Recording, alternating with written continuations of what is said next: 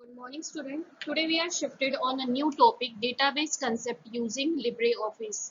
So for database, we are using a new software that is LibreOffice. So let's start database. First of all, we know the base.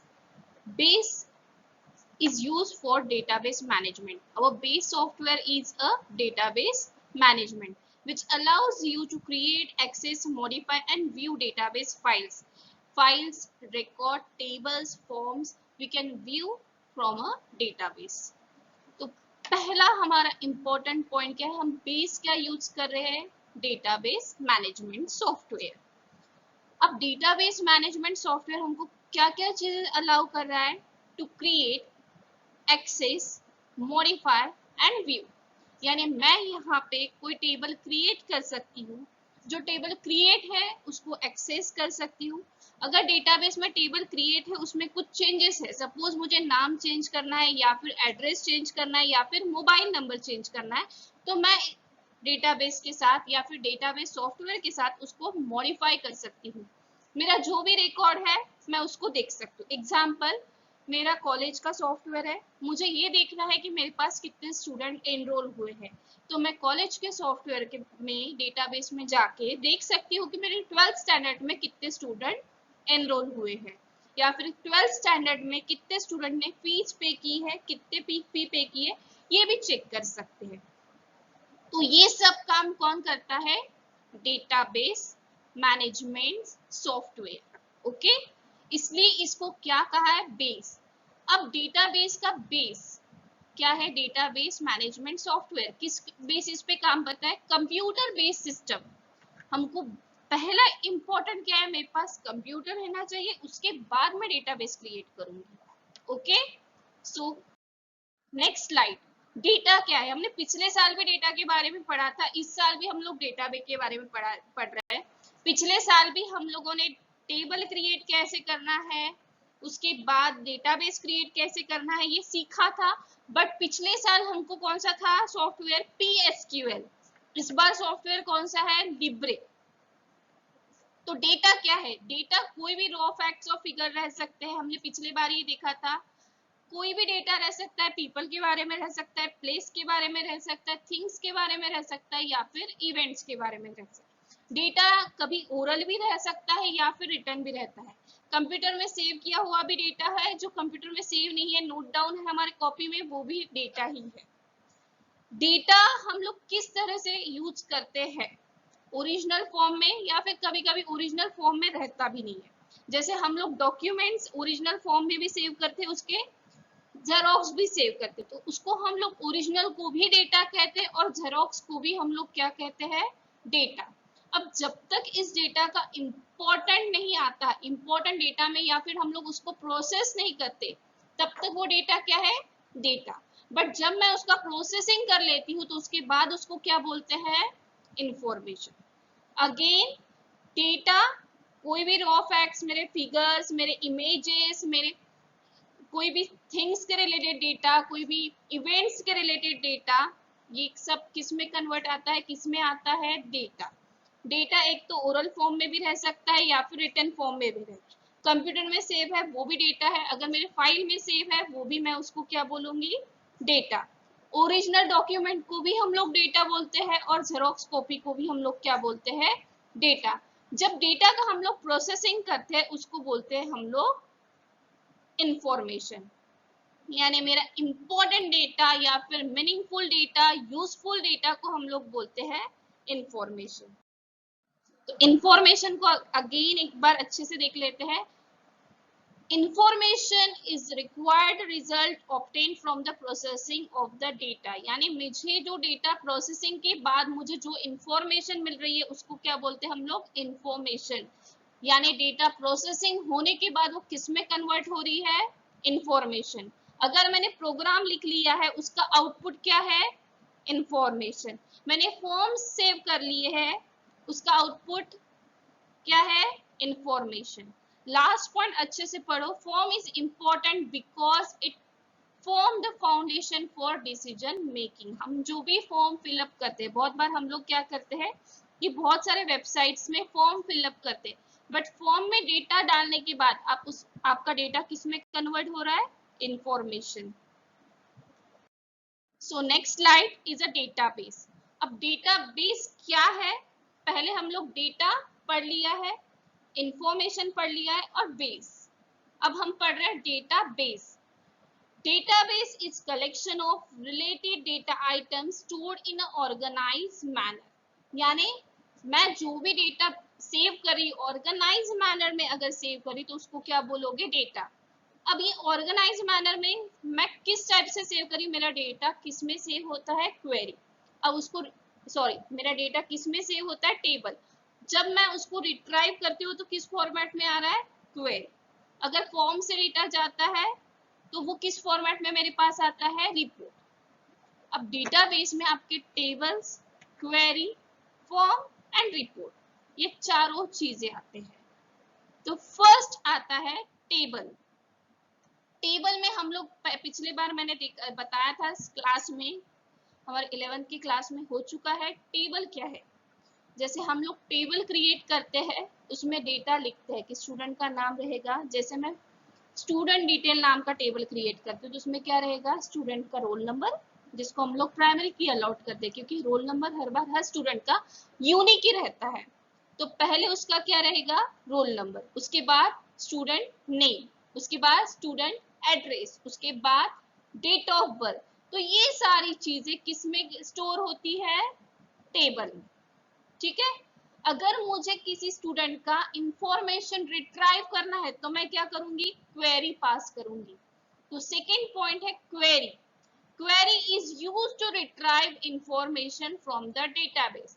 Suppose मुझे XYZ student का पूरा information निकालना है कि उसका नाम क्या है, उसका रोल नंबर क्या है, उसका डेट ऑफ बर्थ क्या है, उसका एड्रेस क्या है, वो किस क्लास में पढ़ रहा है, तो मैं क्या करूंगी, क्वेरी से उसका डेटा रिट्राइव करूंगी। अगर मुझे डेटा कलेक्ट करना है तो मैं किस फॉर्म में सेव करूंगी, फॉर्म में। ठीक है। जैसे हम लोग वेबसाइट में बहुत सारे फॉर्म भरते हैं जिसमें नेम, एड्रेस, ये सारे डिटेल्स आपको पूछे जाते हैं, आप एंटर करते हो, सबमिट करते हो। तो उसमें क्या होता है कि आपका डेटा एक टेबल में कलेक्ट हो जाता है। अगर मुझे 12th स्टैंडर्ड के बच्चों का पूरा रिकॉर्ड चाहिए तो मैं क्या यूज करूंगी, रिपोर्ट। ठीक है। Report is used to represent data in a printed form. Again, database. Database हम लोग डेटा के आइटम स्टोर करने के लिए यूज करते हैं डेटाबेस, जो ऑर्गेनाइज मैनर में हम लोग स्टोर करते हैं। तो डेटाबेस टेबल भी लेता है, क्वेरी भी लेता है, फॉर्म भी लेता है और रिपोर्ट भी लेता है। हम लोग डेटाबेस में क्वेरी डिजाइन कर सकते हैं, टेबल डिजाइन कर सकते हैं, फॉर्म डिजाइन कर सकते हैं और रिपोर्ट भी प्रिंट आउट निकाल सकते हैं। तो पहला पॉइंट है डेटाबेस का, टेबल।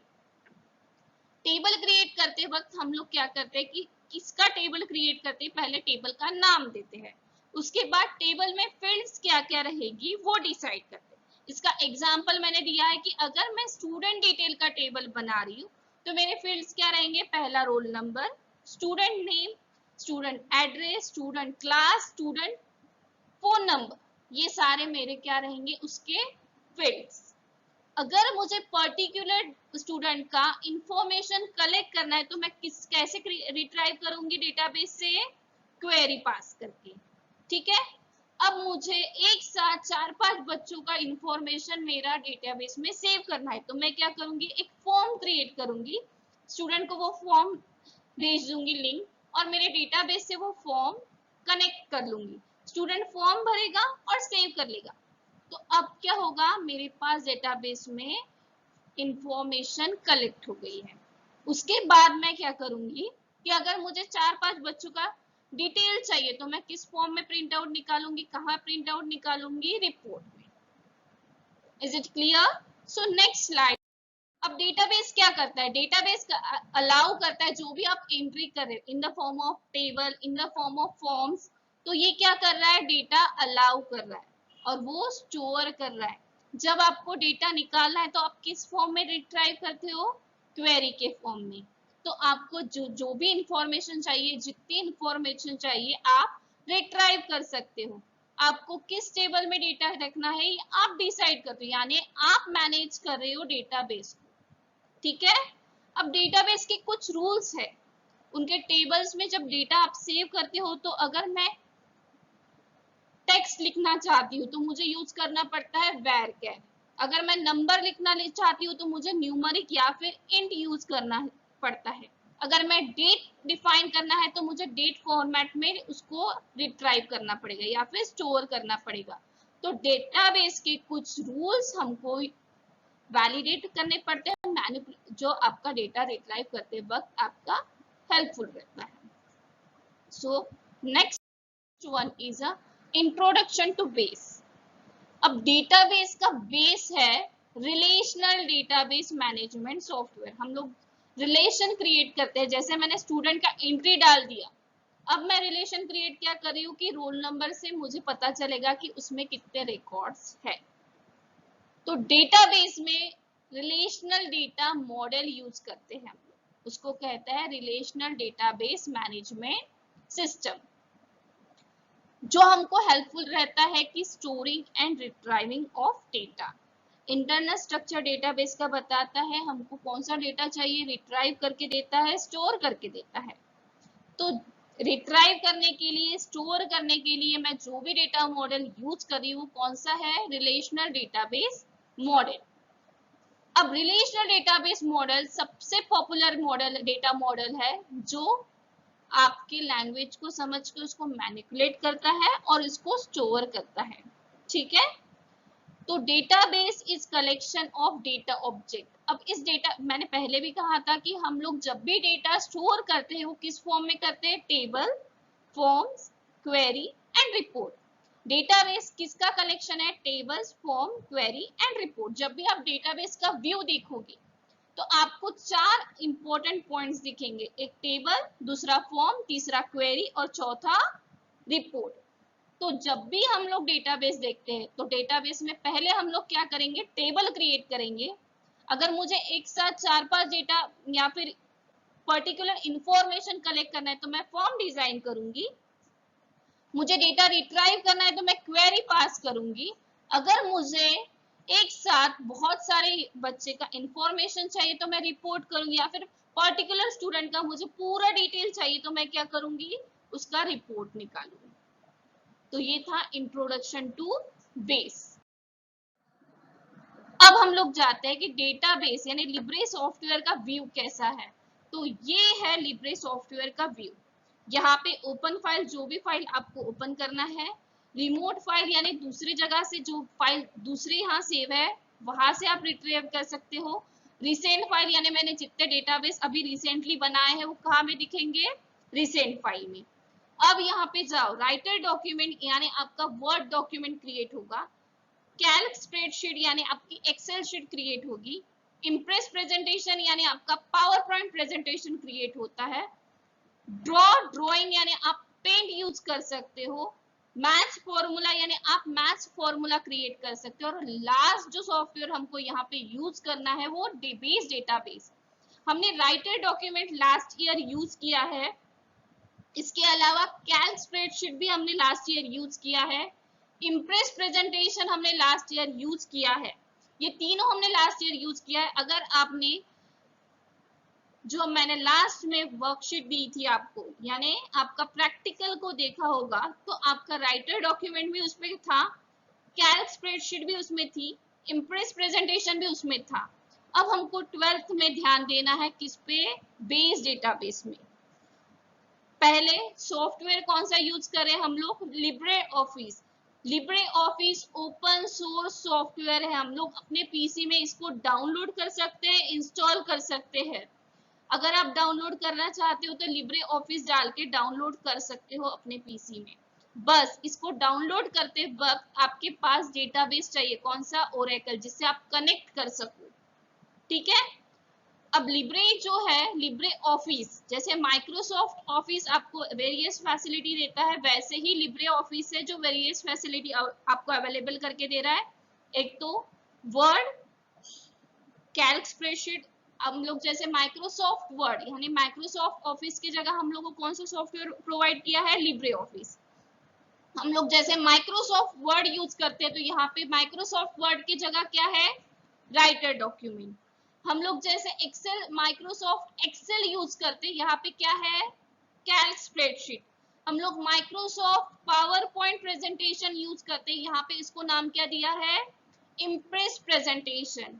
जैसे हम लोग माइक्रोसॉफ्ट में पेंट यूज करते हैं, यहाँ पे क्या बोला है, ड्रॉ ड्रॉइंग।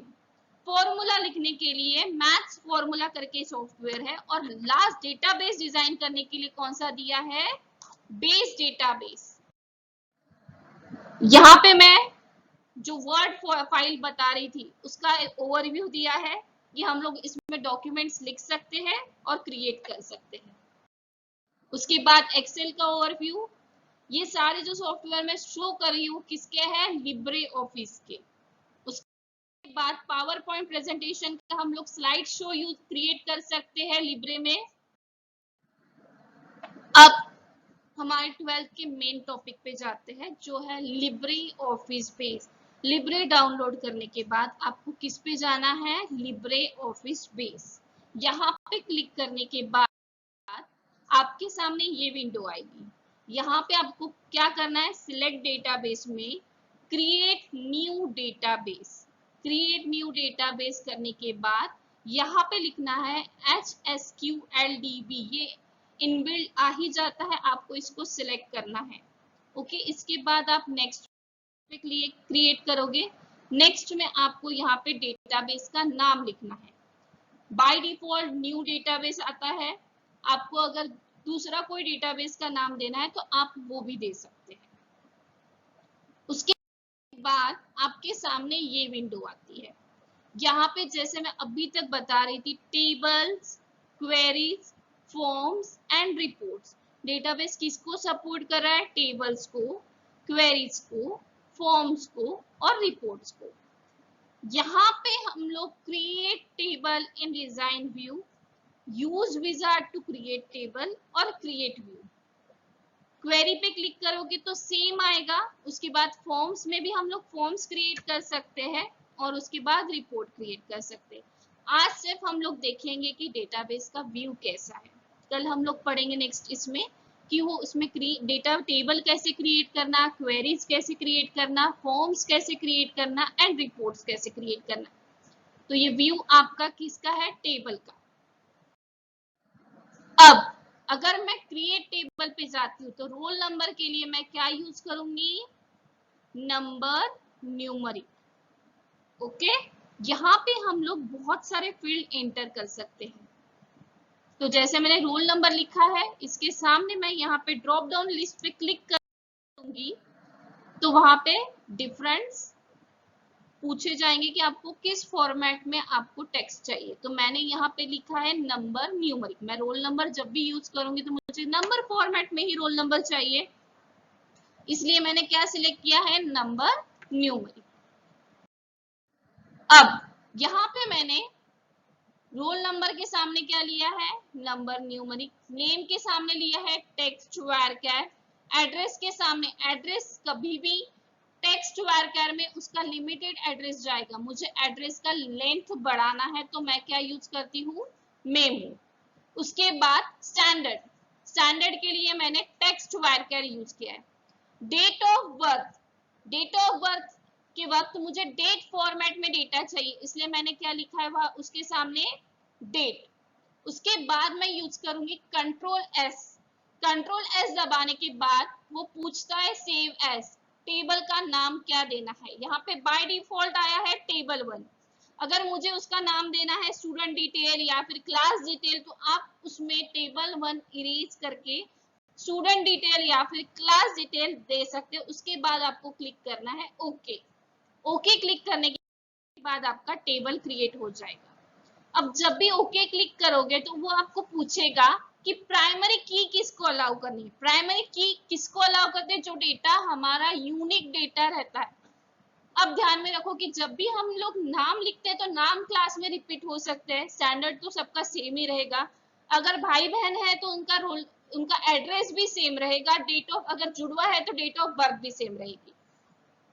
तो इस कंडीशन में जो यूनिक डेटा रहता है वो है उसका रोल नंबर, इसलिए हम लोग प्राइमरी की अलाउ करते हैं रोल नंबर को, क्योंकि रोल नंबर किसी का सेम नहीं रह सकता। ठीक है, तो यहाँ पे मैं प्राइमरी की किसको अलाउ करूंगी, रोल नंबर को। तो यहाँ पे देखो रोल नंबर के सामने एक की दिख रही है जिसको हम लोग बोलते हैं प्राइमरी की। तो हमारा फर्स्ट डेटा टाइप है टाइनी इंट। टाइनी इंट यानी स्टोर स्मॉल इंटीजर, यानी 0 to 255 तक स्टोर कर सकता है। उसके बाद अगर मेरा 255 है या फिर होल नंबर है तो मैं क्या यूज करूंगी, बिग इंट। उसके बाद अगर मुझे इमेज स्टोर करना है तो मैं क्या करूंगी, use image long variable binary. किस लिए यूज किया जाता है, store image.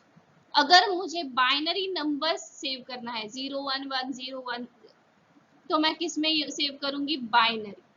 Stores binary information for variable length. अगर मुझे 0 और 1 ही सेव करना है तो मैं किस में सेव करूंगी, binary fix. Stores binary data of the fix length. अगर मुझे एड्रेस सेव करना है या फिर किसी का आर्टिकल सेव करना है या फिर लार्ज डॉक्यूमेंट सेव करना है तो मैं किस में लिखूंगी वो डेटा, मेमो में। ठीक है, अगर मुझे फिक्स साइज टेक्स्ट बॉक्स चाहिए या फिर फिक्स साइज टेक्स्ट चाहिए तो मैं क्या यूज करूंगी, टेक्स्ट। उसके बाद नंबर, अगर मेरा डेटा न्यूमेरिक फॉर्म में है, नंबर विद और विदाउट डेसिमल पॉइंट है। अगर डेसिमल पॉइंट के साथ है तो मैं इसको किस में सेव करूंगी, डेसिमल। फिक्स नंबर है तो उसमें उसको किस में सेव करूंगी, बाइनरी में। उसके बाद आता है इंटीजर में।